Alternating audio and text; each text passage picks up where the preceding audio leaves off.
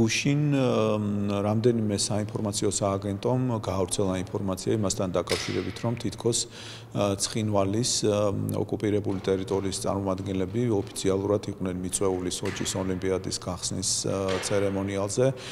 ჩვენ მყისიერად გადავამოწმეთ ეს ინფორმაცია საგარეო საქმეთა სამინისტრო დაუკავშირდა საერთაშორისო ოლიმპიურ კომიტეტს. გარდა ამისა, შვეიცარიის ინტერესების სექციის მეშვეობით მოხდა დაკავშირება რუსეთის საგარეო საქმეთა სამინისტროსთან და ჩვენ მივიღეთ მყარი გარანტია იმასთან დაკავშირებით, რომ არანაირი ოფიციალური მოწვევა არც ცხინვალის რეგიონის წარმომადგენელს, არც აფხაზეთის წარმომადგენელს არ მიუღია არც საერთაშორისო ოლიმპიური კომიტეტისგან და არც რუსეთის ხელისუფლების წარმომადგენლებისგან.